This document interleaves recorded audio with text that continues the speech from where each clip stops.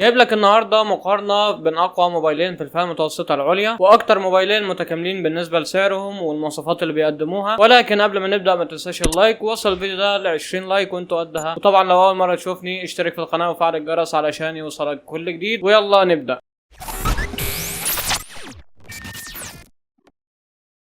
السلام عليكم ورحمة الله وبركاته، أهلا بيك في فيديو جديد يا غالي. عندنا النهاردة مقارنة بين وحوش الأداء البوكو اف 6 برو والوان بلس 12 ار، ومن غير كلام كتير يلا نبدأ. وهنبدأ أول حاجة بالتصميم، وهنا الموبايلين جايين بالزجاج من الأمام ومن الخلف مع إطار من الألمنيوم. وبالنسبة للبوكو فالكاميرات في ظهر الموبايل جاية في مستطيل بيضم الثلاث كاميرات مع فلاش ليد، وفي يمين المستطيل ده مكتوب كلمة بوكو بالعرض، وعندنا نقشة خفيفة في الظهر. أما الوان بلس 12 ار فكاميراته بتيجي في دايرة بتضم الثلاث كاميرات، وحتة كده بتاعت فكرها فلاش بس هي مش فلاش. الفلاش الحقيقي فوق الدايره بتاعت الكاميرات دي على الشمال، مع شعار وان بلس في النص، والظهر ساده تماما ما فيهوش نقشه زي البوكو. وكمان ظهر البوكو مصنفر كده فمش هيلم بصمات كتير زي الوان بلس اللي ظهره ساده، فبالتالي هيلم بصمات بسهوله جدا. وبالنسبه للموبايلين من قدام فالبوكو بيجي بشاشه مسطحه تماما مع ثقب في النص للكاميرا، لكن الوان بلس بيجي بشاشه منحنيه ومع ثقب برده في النص للكاميرا الاماميه. بالنسبه للبوكو اف 6 برو فالاطار عندك على اليمين في زرار الباور مع الزرار اللي بيعلي او يوطي الصوت، ومن تحت عندك السماعه ومدخل الشحن ودرج الشرائح والمايك، ومن فوق عندك مستشعر الاي ار بلاستر والسماعه الثانيه، وعلى الشمال مفيش حاجه. الوان بلس 12 ار عندك من على اليمين زرار الطاقه وزرار الصوت، ومن تحت برضو السماعه ومدخل الشحن ودرج الشرائح والمايك. من على الشمال عندك زرار اضافي موجود في الوان بلس 12 ار علشان تعمل موبايل صامت او عام او هزاز. من فوق عندك مايك اضافي لعزل الضوضاء والسماعه الثانيه ومستشعر الاي ار بلاستر. للاسف الموبايلين ما فيهمش مدخل 3.5 مللي اللي هو خاص بالسماعات. البوكو اف 6 برو بيجي بحمايه ضد الميه بشهاده اي بي 54، يعني انه ضد رذاذ الميه الخفيف، لكن الوان بلس 12 ار بيجي بشهاده اي بي 65. برضه هي مش اعلى حاجه لكنها احسن من الاي بي 54 طبعا، لان معناها ان الموبايل بيستحمل رذاذ الميه اكتر. فهنا نقطه للوان بلس 12 ار. وزن ال 12 ار 207 جرام، لكن وزن البوكو اف 6 برو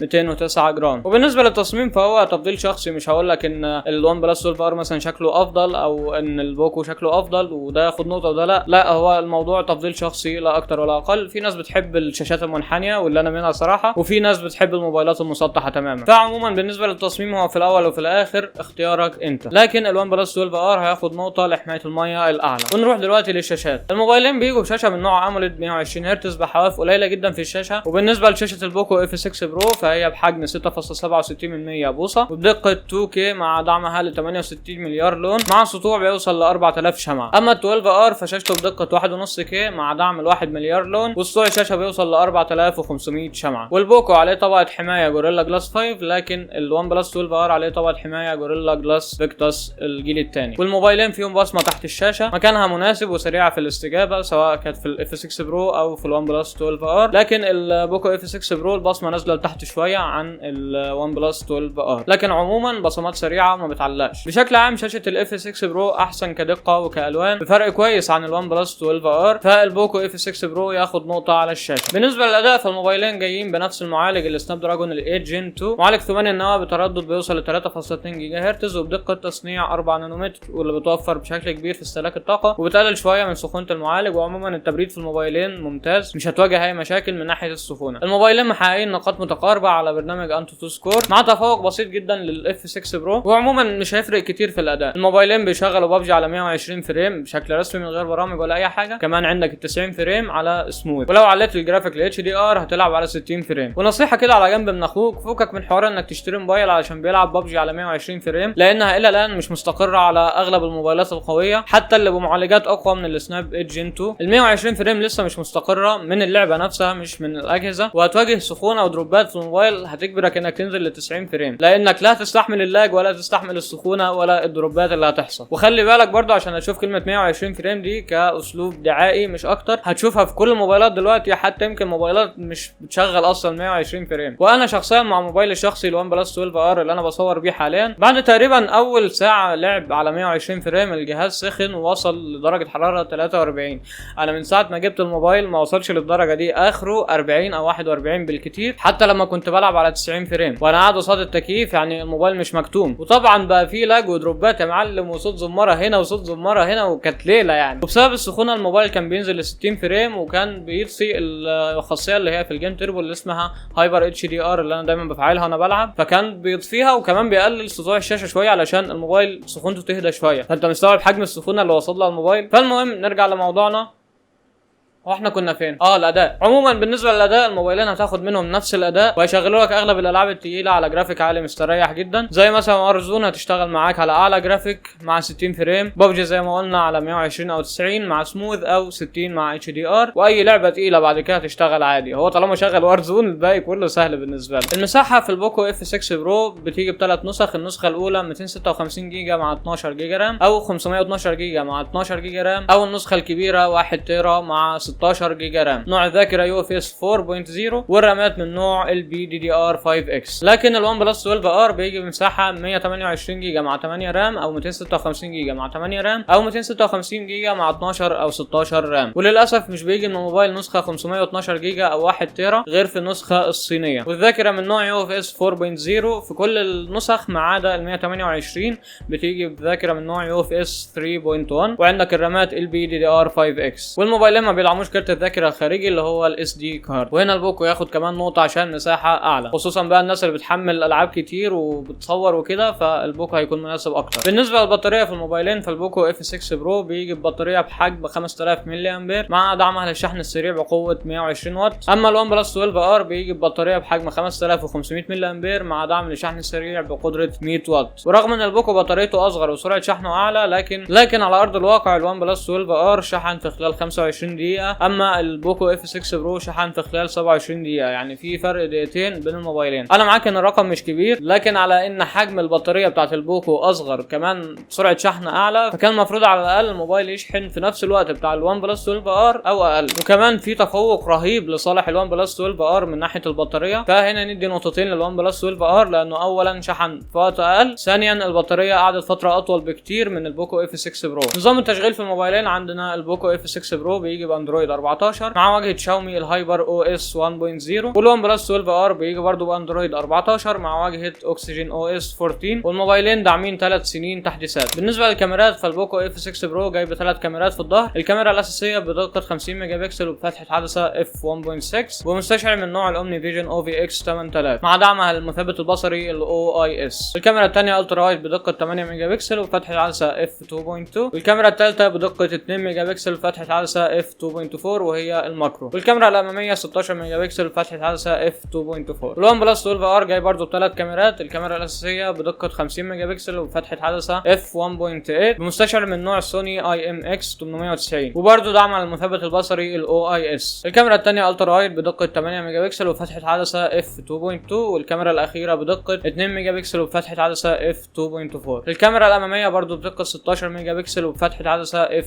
2.4. وتصوير الفيديو في الموبايلين، البوكو اف 6 برو بيصور لحد دقه 8K مع 24 فريم في الثانيه، ودي مش موجوده في الون بلس 12 ار. والموبايلين بيصوروا فيديو على جوده 4K مع 30 او 60 اطار في الثانيه، او 1080 بكسل مع 30 و60 اطار في الثانيه. والموبايلين داعمين للمثبت البصري بيشتغل على دقه 1080 مع 60 او 30 فريم في الثانيه. بالنسبه لتجربه التصوير في الموبايلين، فهتلاقي ان البوكو اف 6 برو الوانه مظبوطه اكتر عن الون بلس 12 ار، وبتكون اقرب للطبيعه ومفيش لسعان في الصور، على عكس الون بلس 12 ار الصوره بتكون فيها لسعان اكتر. هتلاقي ان في لسعان جامد في الصور في الاماكن الفاتحه تحديدا، وهتحس لون السماء ذهبي زياده عن الطبيعي. والصور في ال 12 ار بتميل للون الازرق اكتر، هتحس ان في زي فلتر ازرق كده محطوط على الصوره، يعني انت هتحس ان هو بياخد لون السماء يزهيه ويروح طابعه بقى على باقي الصوره. لكن التفاصيل في الموبايلين ممتازه سواء كان في ال 12 ار او الاف 6 برو، فالصور في البوكو اف 6 برو احسن كتير عن الون بلس 12 ار بالعدسه الاساسيه. والصور بالليل في الموبايلين الموضوع بيتعكس، هتلاقي الاف 6 برو فيه لسعان اكتر عن الون بلس 12 ار، لكن ما زال فيه تفاصيل كويسه جدا في الموبايلين مع الوان كويسه جدا في الوضع الليلي. عموما التصوير الليلي في الموبايلين ممتاز، لكن في تفوق بسيط لل 12 ار. الصور بالعدسه الالترا وايد في الاف 6 برو كالوان احسن شويه من الون بلس 12 ار، لكن الصوره بتكون ناعمه ما فيهاش تفاصيل كفايه، يعني الون بلس 12 ار احسن كتفاصيل اكتر وتشبع الوان كويس جدا، لكن برضو في سنه لسعان. بالنسبه للكاميرا الماكرو، فالبوكو اف 6 برو احسن كتير في الصور الماكرو عن الون الوان بلس 12 ار بتكون جودة الصورة وتفاصيلها والالوان احسن كتير عن الوان بلس 12 ار. هتحس صور الوان بلس 12 ار غامقة سنة كده او طافية بمعنى اصح. بالنسبة لتصوير الفيديو في الموبايلين فبرضو البوكو اف 6 برو احسن من الوان بلس 12 ار كتفاصيل وتشبع الوان، مفيش لسعان في الصورة، وكمان عندك دقة ال 8K مش موجودة في الوان بلس 12 ار. البوكو اف 6 برو بيصور 8K مع 24 فريم في الثانية. فبشكل عام تصوير الفيديو في الموبايلين بالنهار الوان بلس 12 ار فيه لسعان زيادة وتشبع الالوان فيه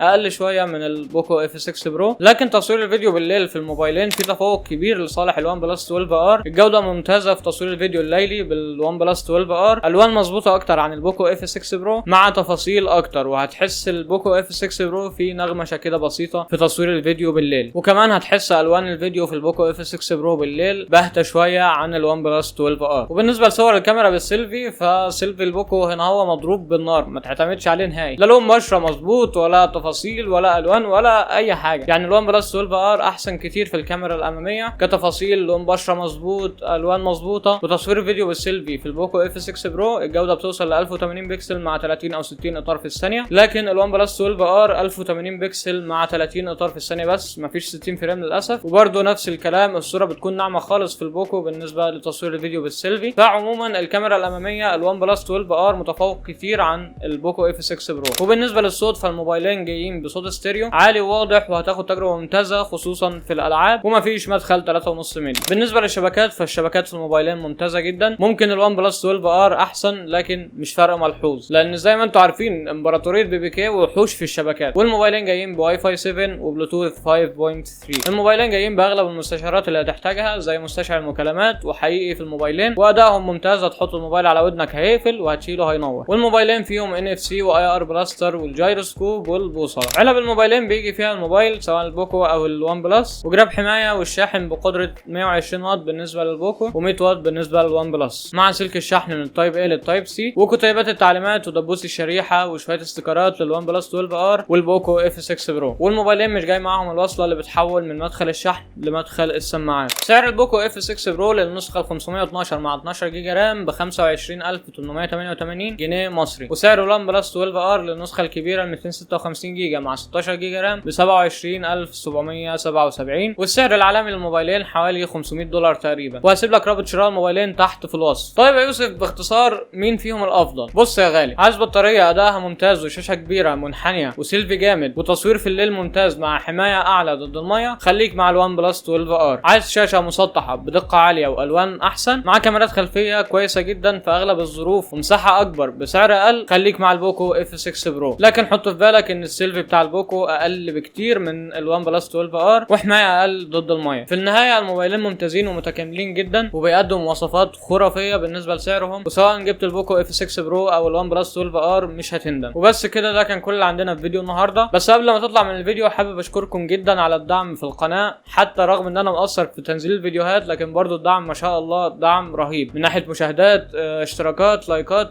كل حاجه. الدعم ممتاز في القناه، فاتمنى تستمروا على كده، واتمنى ما تقصروش في الدعم كمان على الفيديو ده. وصل الفيديو ل 20 لايك، فلو مش حاطط لايك دلوقتي حط لايك، ولو اول مره تشوفني اشترك في القناه وفعل الجرس علشان يوصلك كل جديد. وباذن الله القناه دي هتفيدك جدا من ناحيه الموبايلات ومن ناحيه التكنولوجيا عموما. واتمنى لو نقدر نوصل القناه ل 500 مشترك قبل نهايه السنه، هيكون انجاز كبير بالنسبه لي. وكمان مره شكرا لكم على الدعم، واتمنى تكونوا استفدتوا من الفيديو. وبس كده، اشوفك ان شاء الله على خير في فيديو جديد. سلام. نصيحة لو بتحب ريلمي ما تشوفش الفيديو الجاي.